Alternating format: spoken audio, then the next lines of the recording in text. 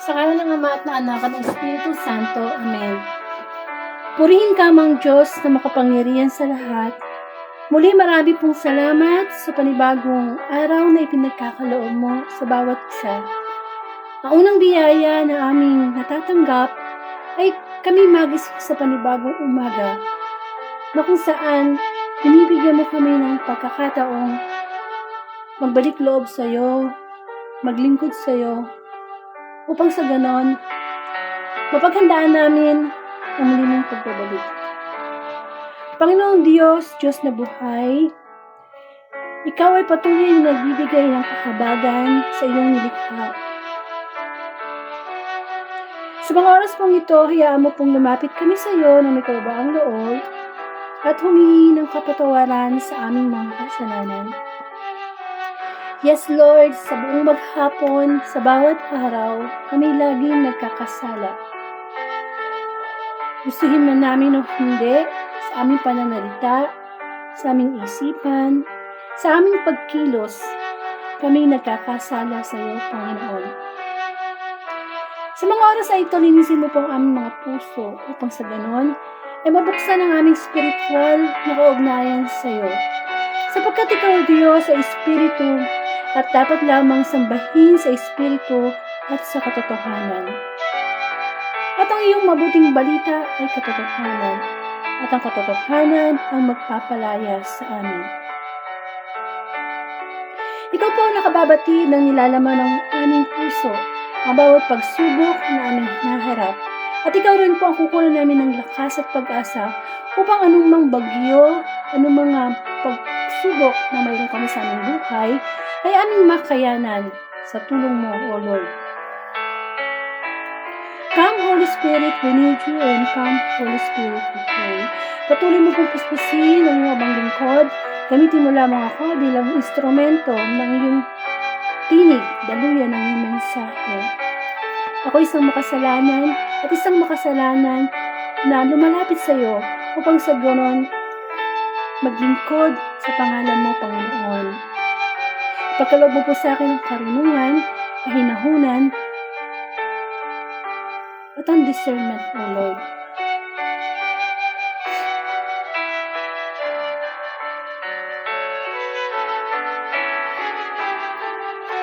Sa oras na ito, alam kong nandito ang presensya ng Banal na Espiritu, sapagkat kung may dalawa, higit pang nakakatipon sa iyong pangalan, naturoon ka, O Lord. Patuloy kang mangusap online upang ang misyon at pagbabahagi ng iyong mabuting balita ay ipadala sa amang dako ng daigdig. Ang lahat ng ito ay dalangin ko sa iyo, Ama, sa pangalan ng Anak, isa ng Espiritu Santo. Amen.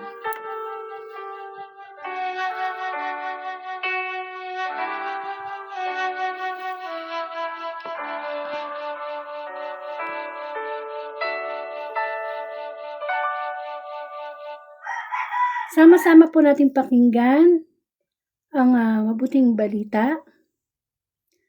Haleluya, haleluya, haleluya.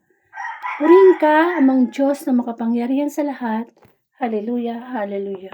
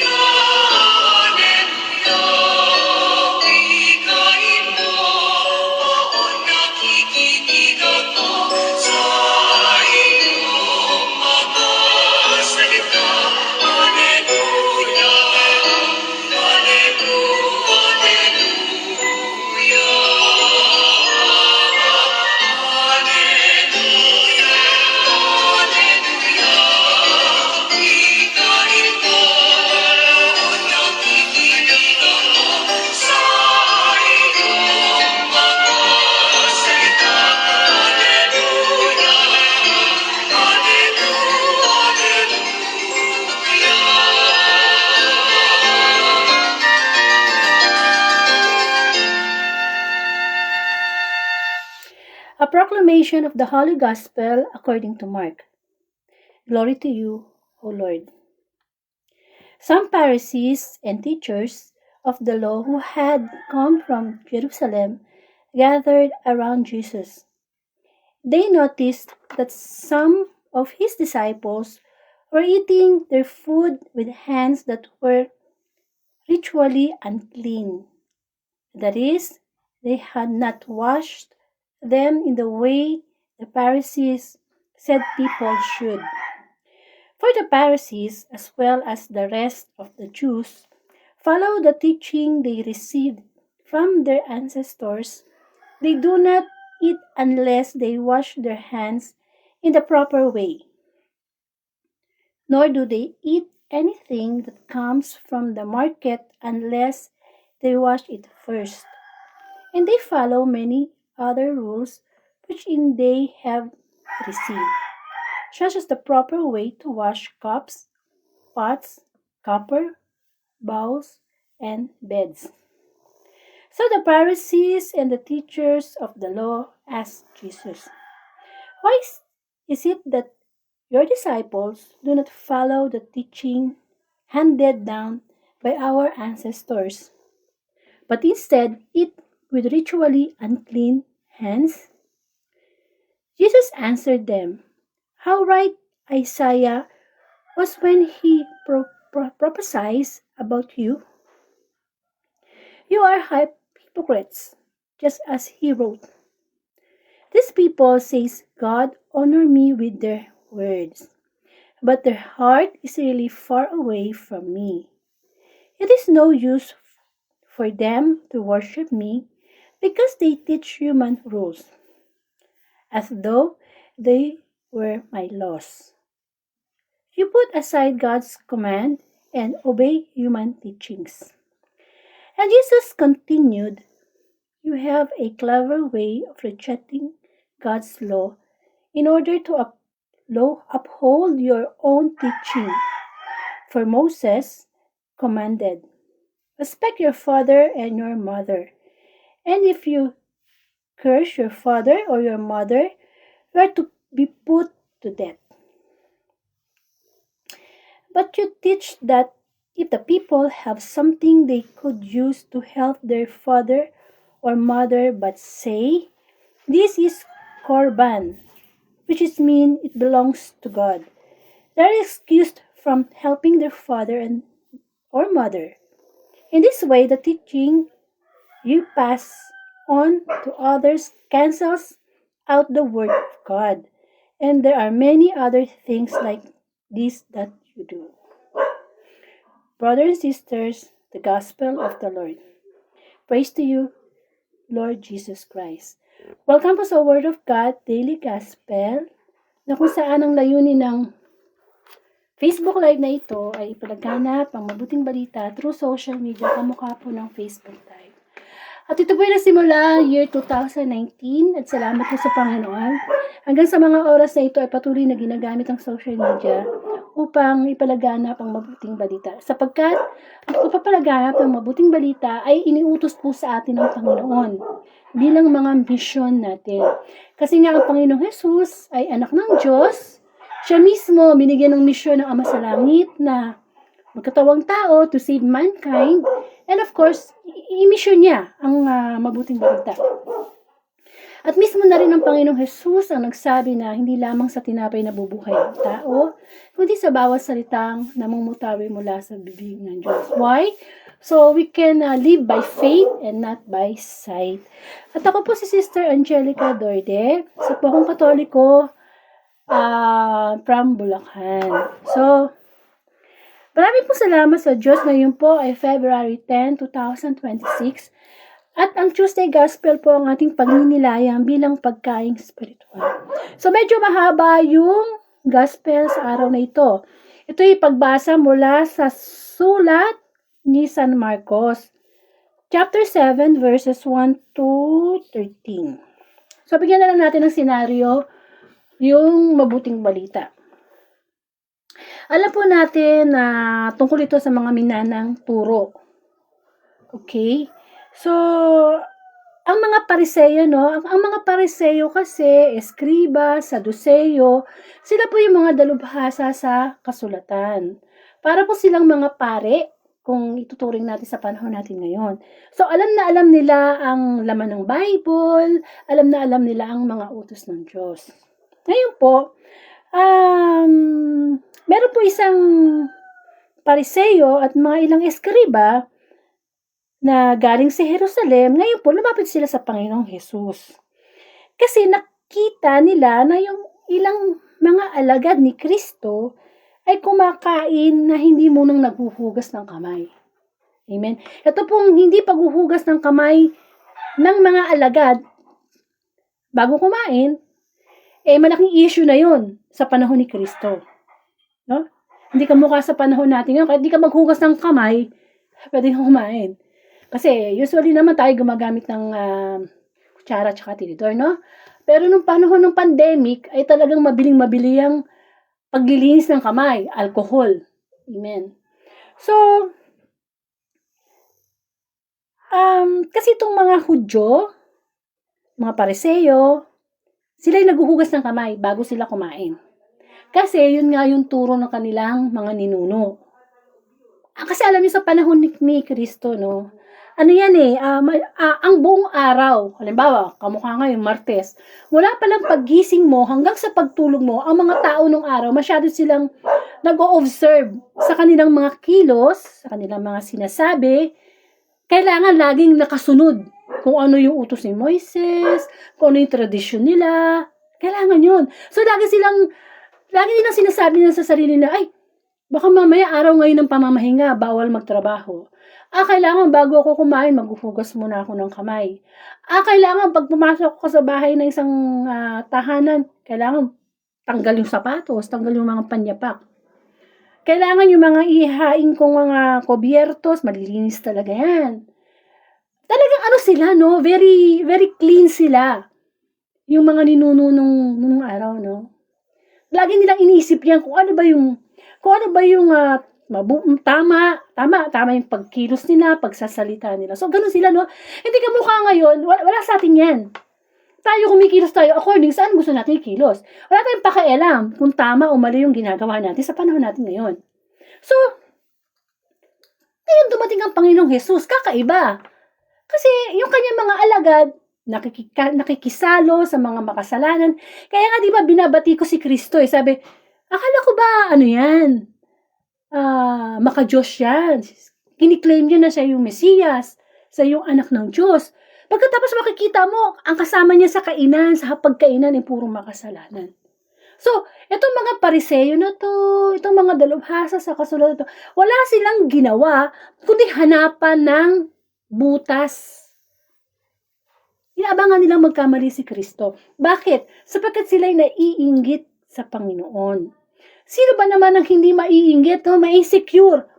Ikaw, Saduceo, Pariseo, nag-aral ka na napakahabang panahon, magpagkadalubhasa ka sa salita ng Diyos. Pagkatapos isang karpentero, anak ng karpentero, anak ni Maria, na wala namang tinapos, walang pinag-aralan, bigla na lang sisikat. Bigla na lang magkakaroon ng maraming follower. Bigla na lang masasabi natin na, sino to? Ordinaryong ano lang to Ordinaryong tao lang to para sa kanila. Tapos ngayon, sikat na. Kumbaga na naman, sa panahon natin ngayon, which is social media, paano ba napapasikat ang mga tao ngayon? Alam niyo, yung hindi pa nagbo-boom ang social media, kailangan kung gusto mong maging artista, kailangan mong mag-audition, kailangan mong may kakilala kang magre-recommenda sa'yo, no? Yung mga 70s, 80s, ganyan Pero ngayon, pwede ka nang maging sensation, pwede ka nang ma-viral through social media. Hindi mo na kailangan mag-artista Kasi ikaw, kung meron kang platform sa social account mo o social media mo, pwede kang makilala ng tao. Kaya nga marami ngayon nakikilala na hindi naman sila artista. Ordinaryong tao sila, nagkaroon sila ng mga content, nagkaroon sila ng followers, kaya nga, di ba, may mga like, share, comment doon. So, ibang class, mas mabilis ngayon. Kung gusto mong maging kilala, maging sikat, ayun, napakadali, no? Unlike sa panahon ni Kristo, hindi ganun. Kaya inggit na inggit sila sa Panginoong Jesus. Ngayon, sabi pa ng mabuting balita ay, Etong mga Pariseo na to, yung mga Hudyo na to, ang sinusunod talaga nila yung pag ano man ang mga bagay na lulutuin nila, talaga kailangan malinis yan. Marami silang mga turo meron pa nga yung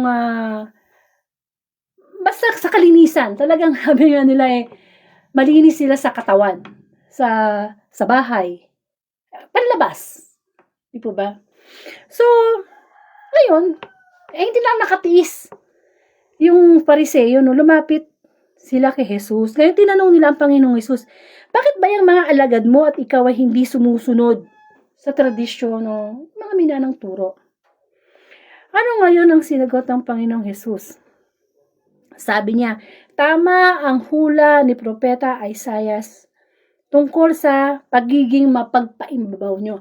Tinatawag niya kasi itong mga Pariseo na to na hipokrito. Kayo mga mapagpaimbabaw. Amen? Yun ang tawag niya Maraming beses niya binanggit yun sa Bible na mga mapagpaimbabaw, kumbaga sa panahon natin, mga orokan, mga plastic. Di po ba? Kasi sabi ni Propeta Isaiah sa kanyang sulat, paggalang na handog sa akin ng bayang ko'y mapagpaimbabaw lamang, sapagkat sa bibig hindi sa puso ito bumubukal. Pagpupurit pagsambang ginagawa nila'y walang kabuluhan at ang utos ng tao ay itinuturing na utos ng may kapal. So, kay Propeta Isaiah pa lang kasi sa lumang tipan, nung wala pa si Kristo sa New Testament, may mga propeta na Kasi bago pa ipadala si Kristo sa atin dito sa mundo, nauna na ang mga propeta sa Old Testament. Nandiyan sila Prophet Moises, Abraham, Isaiah. Sila yung mga propeta na alam na nila yung mga mangyayari. Binigyan sila ng karunungan ng Diyos. Kaya na hulaan din ng mga ito na darating ang Panginoong Jesus. So, nawawala ng kabuluhan ng utos ng Diyos kasi sinusunod ang utos ng tao. Yun ang sabi ng Panginoong Jesus. Kaya hindi daw nila masunod-sunod ang utos ng Diyos kasi mas pinapahalagahan nila yung mga minanang turo. Kaya ang sabi ng Panginoong Jesus, kay husay ng paraan ninyo sa pagwawalang bisa ng utos ng Diyos. Masunod lamang ninyo ang mga turong minana ninyo. Yan ang sabi niya, no? Talagang, alam niyo kasi ang Panginoong Jesus, pag nagsalita yan, talagang full of wisdom. Hindi siya nagmumura, hindi siya, talaga siya, straight talaga siya. Kaya nga kapag nakakarinig tayo ng salita ng Diyos, halimbawa, pag nagsisimba tayo tuwing linggo, di ba, may pare, no? So siya mag-homily. Kapag nag-homily ang pare, huwag mong titingnan yung pare. Halimbawa, kilala mo yung pare na yun, no? Kasi, ang Diyos, pumipili naman yan, hindi ng banal. So, pumipili ang Diyos ng makasalanan na nagbalik loob sa Kanya. Kaya yung mga pare, preachers, o sino mang nagpapahayag ng salita ng Diyos, makasalanan lahat yan. Pero, yung pagpapasubmit, kasi hindi naman bababa ang Diyos. Hindi naman babalik si Kristo para mangaral uli. Ang pagbabalik ni Kristo, paghuhusga na, hindi na siya mangangaral, no? Hindi siya magpapagaling ng mga may sakit. Kaya pag sa simbahan, nakikinig tayo sa pare, ang tinig ng Diyos yung ginagamit lang yung pare. Kaya nga pag nagsasalita yung pare, parang naghahasik yan nagtatanim. Saan ba napunta? Sa puso ba natin? O yung papasok lang sa kanang tenga, lumabas sa kaliwa? So, ang Panginoong Jesus, full of wisdom yan. Kaya, yung iba kasi minsan masasabi mo na, lalo na sa social media, no? Pagka nabanggit yung ganitong kasalanan, sasabihin yung magko-comment, no? Bakit ba kayo ganito, ganyan? Wala namang kami tinatapakan tao, ganyan. Tapos sasabihin pa, mapaghusga kayo. Di ba? Alam nyo, ang pagsasabi ng salita ng Diyos, hindi ang paghuhusga, yan ay pagtatama. Kasi kung naghuhusga ang pare, kapag siya ay nag-homily, hari na ng husga ang Panginoong Jesus. Kasi yun ang trabaho niya Yun ang mission niya Wala siya sinabi kundi maging straight to the point. Mga mapagpaimbabaw kayo, mga ganito, di ba? Kasi, alam niyo, ang salita ng Diyos, masakit. Pag tinamaan tayo, masakit yan. Sabi nga, bato-bato sa langit, ang tamaan, huwag magalit. Pero ang gusto niyan, mapagaling tayo sa ating mga spiritual na karamdaman. Kung baga sa sugat, hindi pa pag nasusugatan tayo, masakit. Kailangan natin lagyan ng alcohol, betadine, o mamaya kung grabe pa, kailangan dalhin sa doktor, tahiin. Why? Para gumaling. So, ganun din ang salita ng Diyos. Masakit siya kung tayo ang tinatamaan kasi kasalanan yun eh. Amen? So, nasasaktan ngayon yung mga Pariseo. Kasi tinatamaan sila eh. Pero mo, isang Panginoong Jesus, naghihimala, nakapagpapagaling ng mga may sakit, nakaka-cast out ng demonyo. Amen? Kaya, binanggit din dito sa mabuting balita sa araw na ito na, kayo, mga Pariseo, tinuturo nyo sa mga tao na yung ama't ina, sinasabi kasi noon sa ang anumang maitutulong ko sa inyo, sabi sa mga magulang, ay korban. Ano ba yung korban? Alawi bagay inahain ko ito sa Diyos. Parang ganito lang yan eh. Parang ganito lang yung korban eh. Halimbawa, naglalakad ka sa labas. Ngayon, may nakita kang pulubi. Tapos yung pulubi na yun, wala siyang, talagang disabled siya, wala siyang paa, hindi siya makalakad. Kaya sasabihin mo, ay ipagdadasal na lang kita. Pero may kakayanan ka namang bigyan siya, kahit piso, o kahit ano. Parang ganun eh. Parang sinasabi mo lang na, yung mga magulang ko, bahala na ang Diyos yan. Hinahandog ko na yung mga magulang ko sa Diyos. Parang gano'n. Yung bang, more of ano ka lang.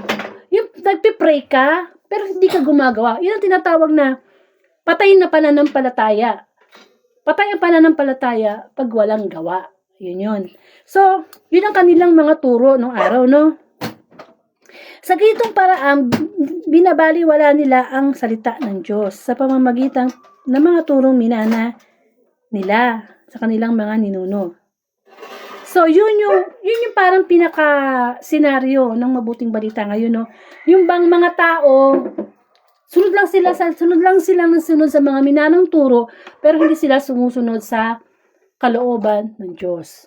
So, kung makikita nyo dito sa screen, ang nakalagay dito, batas ng tao versus batas ng Diyos. So, yun ang pagnilaya natin, na i-connect natin yung pagninilay sa mabuting balita sa panahon natin ngayon. Batas ng tao. Actually, ano ba yung batas? Yung batas, ginawa yan para magkaroon ng disiplina, magkaroon ng pagsunod, maisaayos. Kaya nga may batas eh. Kasi pag walang batas, magkakagulo-gulo tayo mga tao. Magkakagulo talaga tayo. Kasi may kanya-kanya tayong gusto eh. So, doon muna tayo sa batas ng tao. Halimbawa, sinabi ng batas na bawal tumawid dyan. Jaywalking niya, kulong ka yan. Bawal mag-drive ng walang lisensya. Bawal magtapon ng basura. Bawal,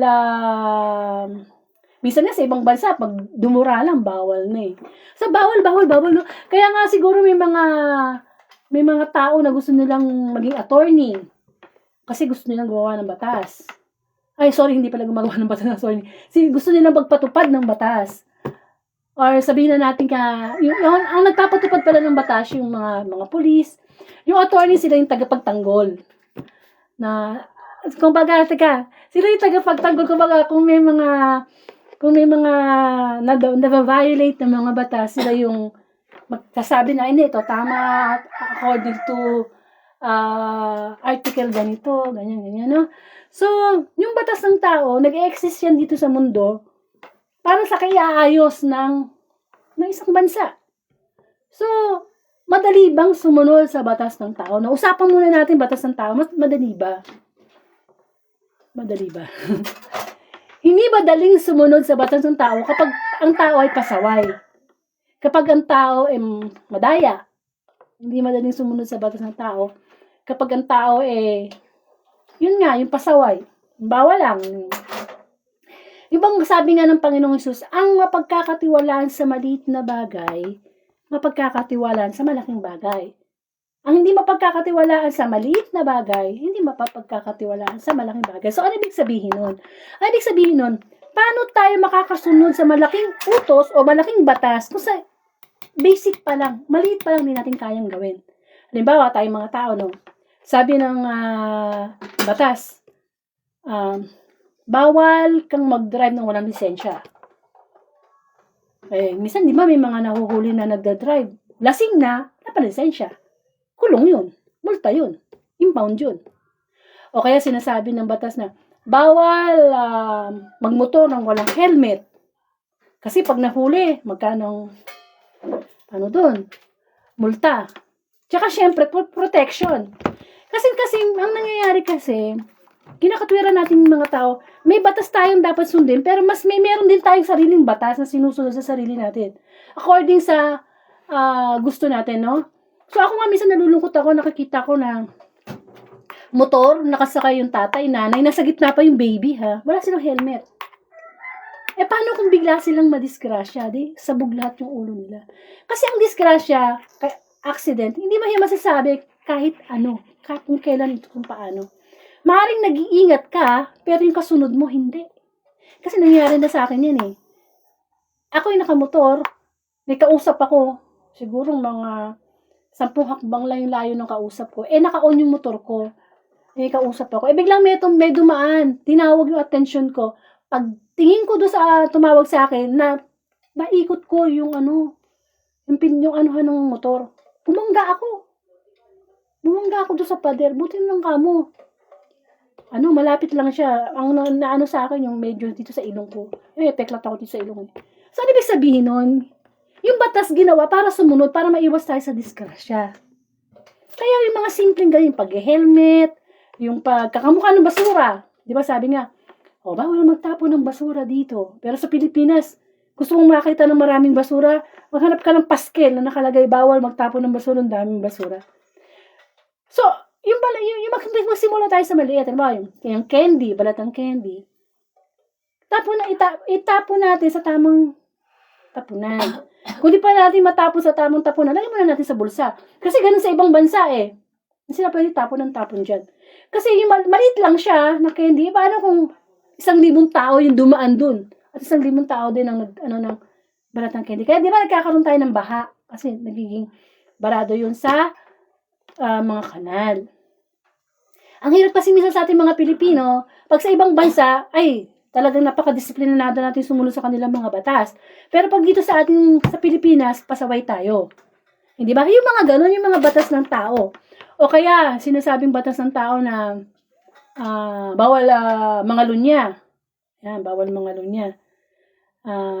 Kasi pag hindi, di ba? Pwedeng magdemanda, adultery. Or kaya, kamukha nung sinabi dito sa Mabuting Balita na yung tungkol sa mga magulang. Nung palang panahon ni Kristo, ang mga anak, hindi nila ino-honor ang mga magulang. Wala silang pakialam. Pag tumandaya, maala sila sa buhay nila, wala silang support na binibigay. Pinagdadasal lang nila yan, yung ngayong korban. Unlike, sa panahon natin ngayon, lalo na sa mga Pilipino, masyado tayong family-oriented. Kapag tumatanda yung magulang natin, meron tayong pakialam. Sa ibang bansa, dinadala pa nila yan sa home for the aged. Pero sa atin, talagang ino-honor natin yung mga magulang. At dapat lang naman eh. Dahil nasa 10 utos yan eh. Na honor your father and your mother.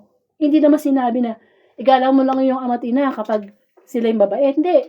Kaya mabuti o mabait ang magulang, kailangan igalang. Kasi, co-creator ni God ang mga parents. Kung wala ang mga parents, wala tayo, di ba? So, parang second Diyos nila dati sila dito. Kaya talaga yung honor nandoon eh. Sabi nga, love your enemy. Di, lalo na magulang, di ba? So, yung mga ganung bang mga utos. Ngayon, sa batas ng Diyos, ayun ang malaking pagkakaiba. Pag pumasok na yung batas kasi yun ang pinaglalaban ni Kristo sa Mabuting Balita eh. Yung batas ng Diyos. Magkaiba kasi ang batas ng Diyos sa batas ng tao. Napakalaki ng pagkakaiba. Kasi ang batas ng tao, talagang yan, more of pag-iisip ang ginagamit. Hindi kamukha ng batas ng Diyos, puso. Di ba? Tingnan mo ha. Hindi na kututusin na, just imagine. Siguro hindi na natin kailangan ng pulis, hindi natin kailangan ng judge, hindi na natin kailangan ng mambabatas, hindi na natin kailangan ng kahit ano-ano tungkol sa batas eh. Kung inuuna natin sundin ang batas ng Diyos. Paano ka pa magtatapon ng basura? Paano ka pa mangangalunya? Paano ka pa magdadrive ng walang lisensya kung sunod ka na sa batas ng Diyos? Bakit? Kaya lang naman tayo sumusunod sa batas ng tao kasi pwedeng nating isipin na, ay, makikita ko ng pulis.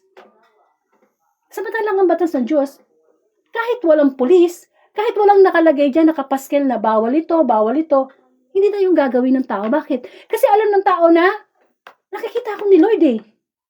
So, bakit ako magnanakaw sa gobyerno, no? Yung mga flood control. Bakit ako magnanakaw sa kaba ng bayan? May batas ng Diyos, natatakot ako. And the fear of God is the beginning of wisdom. Di ba? Kahit walang batas na yan, kung meron tayong sugsunod sa batas ng Diyos, hindi na natin gagawin yan. Kasi una sa lahat, takot tayo sa Diyos. Kasi mas mahigpit, mas mabigat ang parusa ng Diyos kaysa doon sa parusa ng batas ng tao. Kasi yung parusa ng Diyos, eternal yun eh. Eh sa batas ng tao, mang-rape ka, makulong ka mang habang buhay, o ilang ano. Pwede ka pang mabigyan ng pardon eh. Pero tayo, once na nag-violate tayo sa batas ng Diyos at bigla tayong namatay, at humarap tayo sa paghukom, is either eternal life or eternal punishment. Kaya mabigat ang batas ng Diyos. So, sa batas ng Diyos, talagang more of ano yan eh, konsensya. Sabi nga, ano ba yung batas ng Diyos when it comes to our body? That our body is the temple of the Holy Spirit. Na each part of our body, dapat gagamitin natin to praise God. May kamay tayo, gamitin natin to give praise to God. May mata tayo, may bibig, lahat.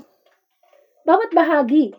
Kaso, yun nga eh, ang mundo ngayon ay napakasama. Why?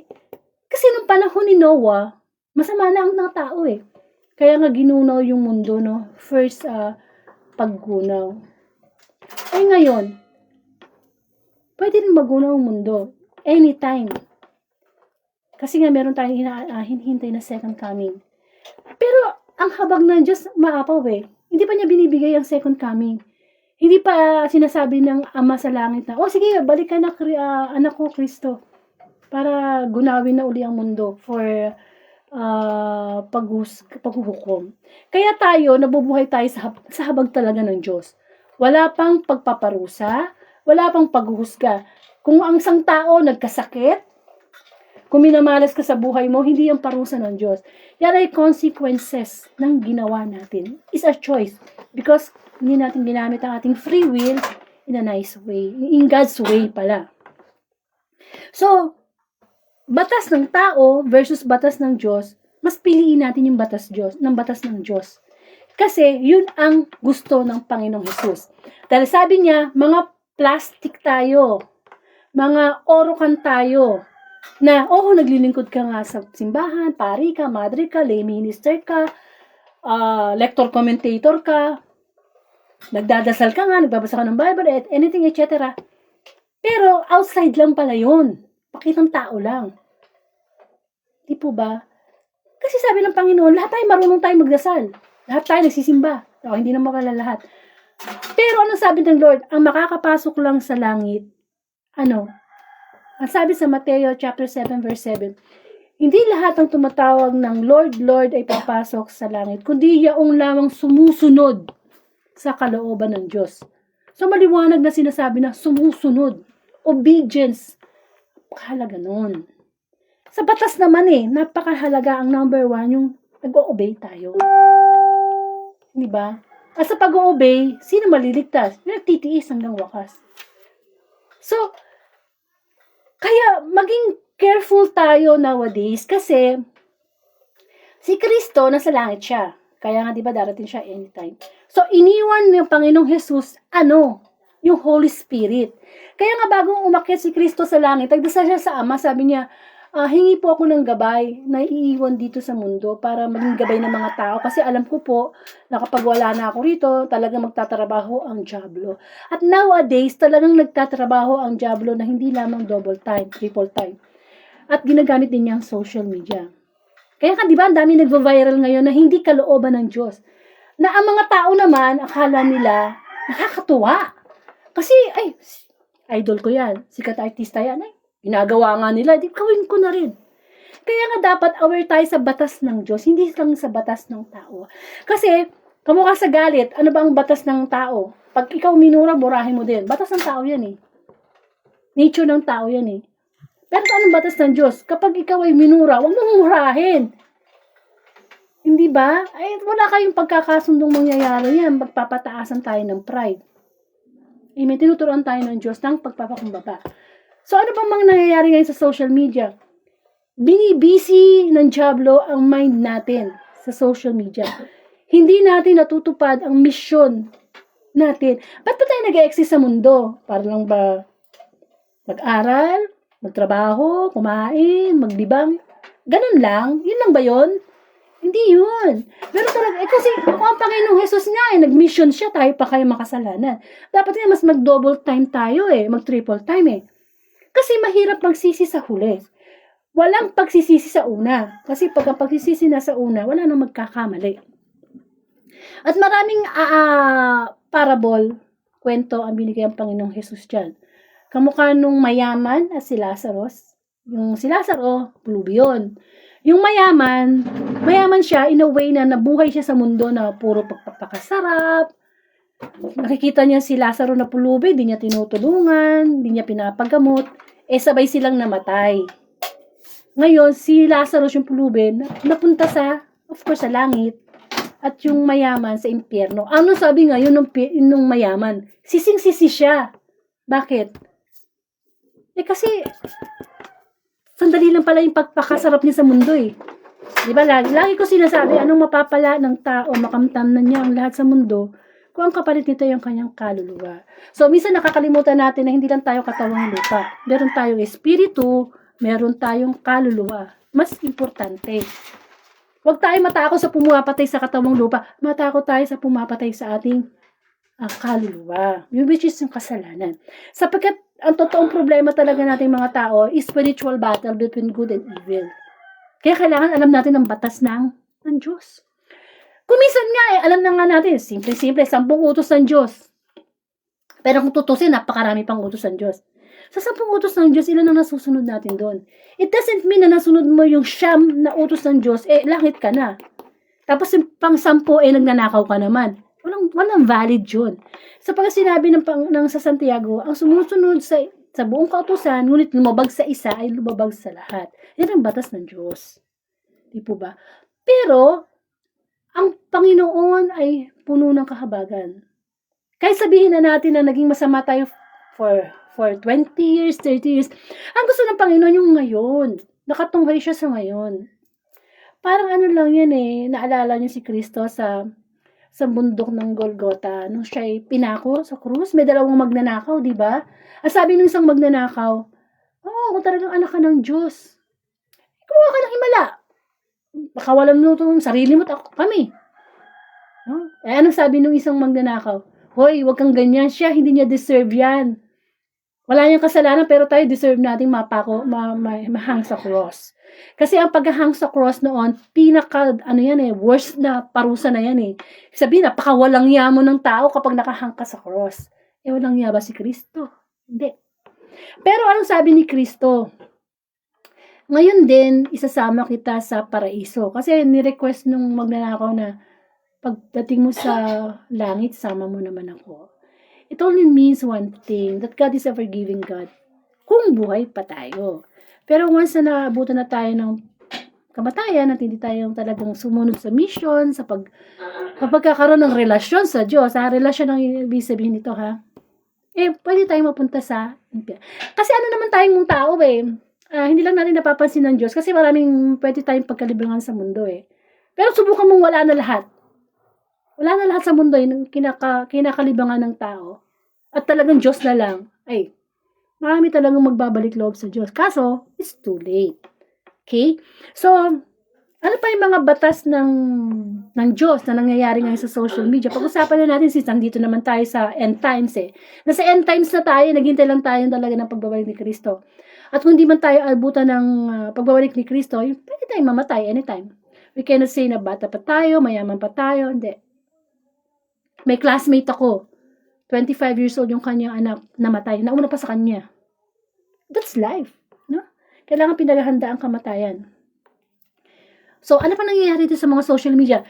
Sexual immorality.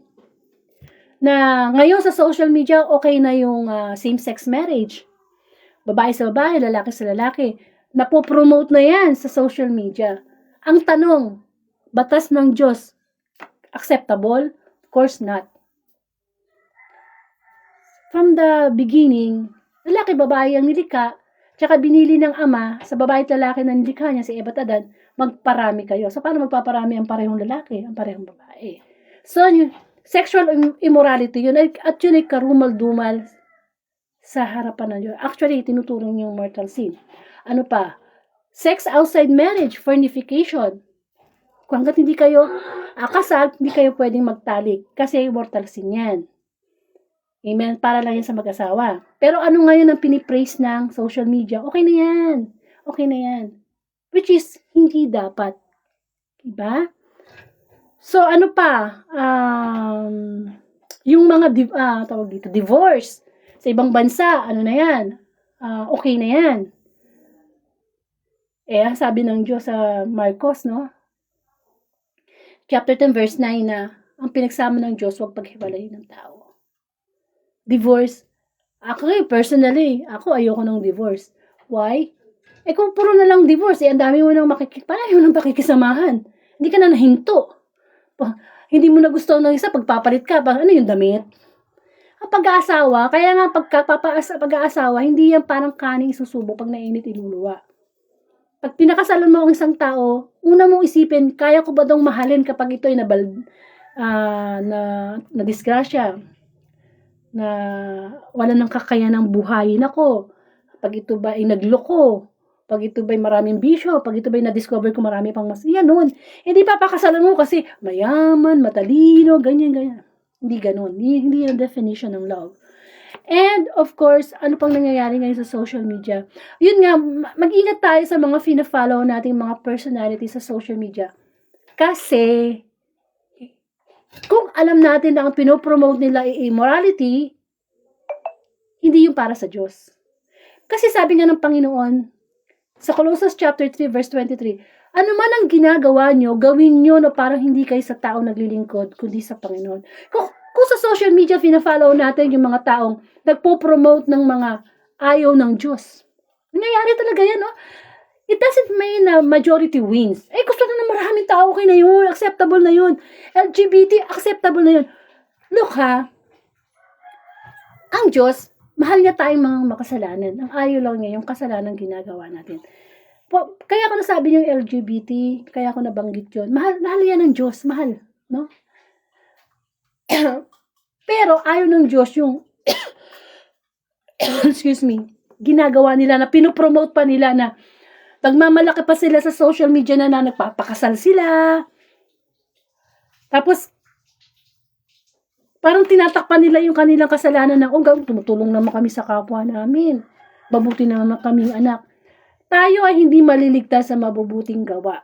Maliligtas tayo una sa relasyon sa Diyos, pag-ibig sa Diyos.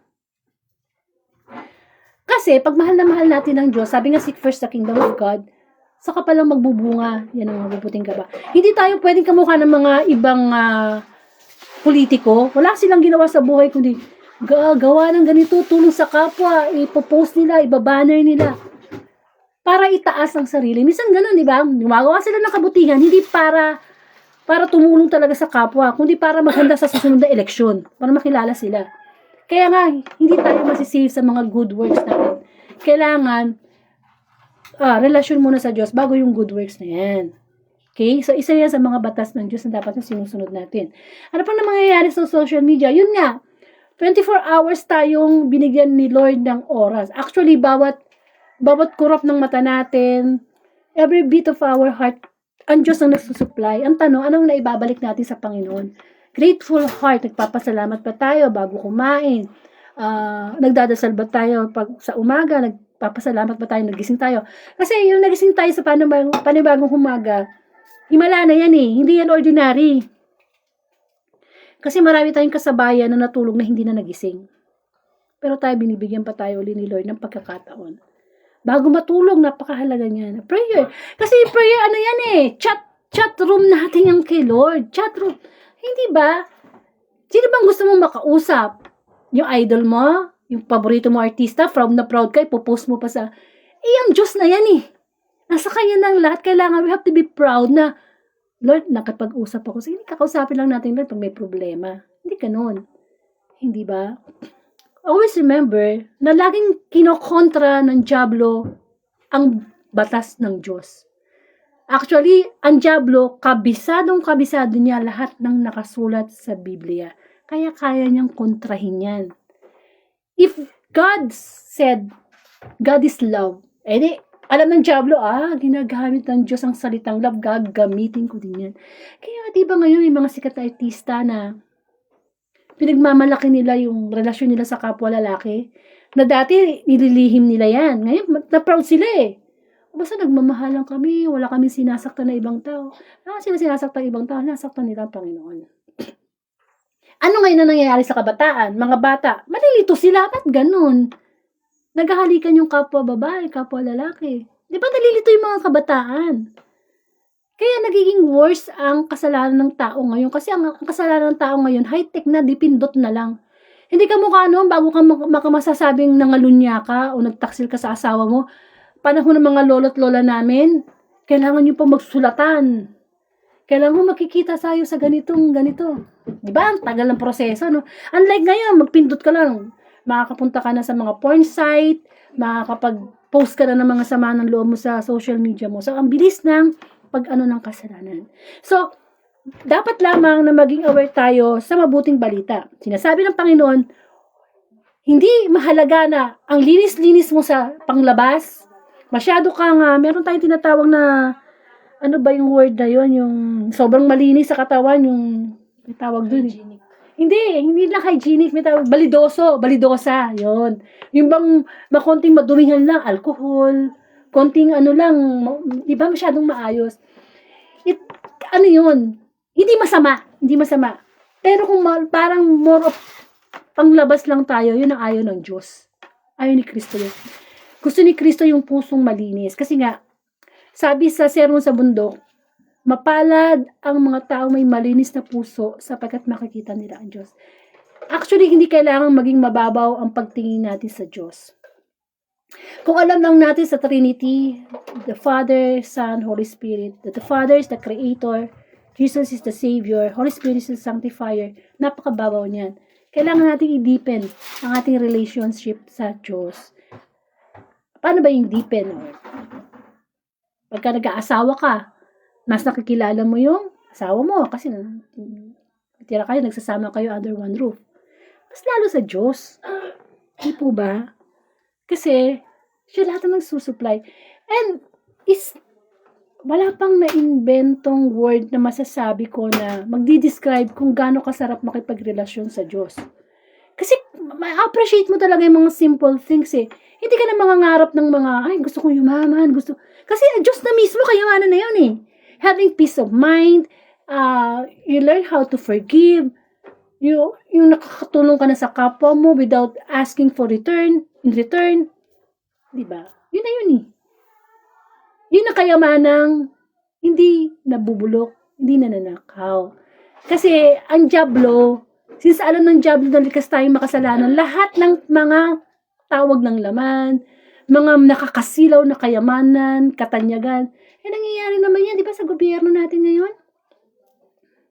Di ba, sa flood control, na taunang mga nakatapos ng pag-aaral, mga attorney, saan nila ginamit ang kanilang talino? Pag nanakaw. Alam mo, ang tao, nasisilaw sa pera. Hindi masama ang pera, but the love of money. Yan tayo napapalpak. Amen. So sabi nga ng Panginoon, ang pera gamitin sa pagkapwa-tao. Hindi sa pangsariling, greedy. Sa Catholic faith, meron tayong 7 capital sins. The pride, the lust, envy, anger, yan. Kailangan matalo lahat yan ng pagkapuspos ng banal na espiritu. So, sana naintindihan na natin, na ang mabuting balita, mas pinag-focus tayo ano ba ang batas ng Diyos. So, bago tayo gumawa ng isang bagay, ano bang gusto ni Lord? Ano bang gusto ni Lord? Gusto ko to eh. Ano gusto ni Lord? Ganun, lagi natin tinatanong, ano bang batas ng Diyos? Para hindi tayo matulad sa mga Pariseo at Eskriba. Anong sinasabi ni Jesus Christ sa mga plastic kayo. Mga plastic kayo. Kunyari, mabuti kayong anak, mabuti kayong magulang, pero yung pala, yung pinagpapakain sa mga pamilya nyo galing sa mga nakaw. Ayaw ni Lord ng plastic. Gusto ni Lord na maging totoo tayo sa Kanya. Magkaroon po tayo ng closing prayer. Lord, marami pong salamat sa muli sa pagninilay nyo namin na ibinigay nyo sa mabuting balita na ayaw mo kami maging hipokrito at hipokrita. Na maging totoo kami at maging malinis ang aming kalooban kesa sa aming panlabas ng Kanya. Yes, Lord, cleanliness is next to godliness. But of course, tinitingnan mo ang aming puso araw-araw kung kami nakakasunod sa iyong kalooban. Panginoon, patuloy kang magbigay sa amin ng karunungan na laging masunod lang kung ano ang gusto mo, sapagkat ibig naming matala ang aming pangalan sa aklat ng buhay, papasok sa kaharian mo, Panginoon. Ama namin, sumasalangit ka, ambahin ang ngalan mo, sa amin ang kaharian mo, sundin ang loob mo dito sa lupa, parang sa langit. Diyan mo kami na aming kakain sa araw-araw, tuwarin mo kami sa aming mga sala. Para ng pagkatawad namin sa nagkakasala sa inyo. Ano po kami paintilis tukso. Adyan mo kami sa lahat ng masama. Okay, to recap lang, pinaka-summary talaga ng pagdidilay natin.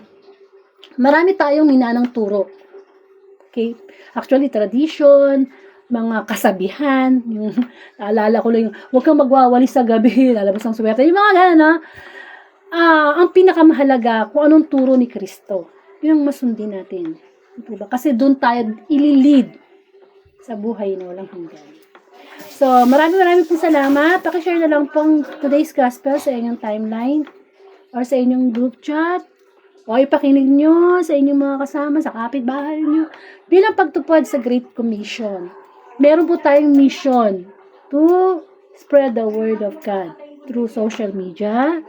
Okay, of course. And, kung ibibigay po ni Lord ng February 11, 2026, Wednesday Gospel, muli sama-sama po tayo magsama upang pagnilaya ng pagkain espiritual na makapagdulot ng kabusugan sa ating espiritu at kaluluwa at kagalingan. Maraming pong salamat and to God be the glory.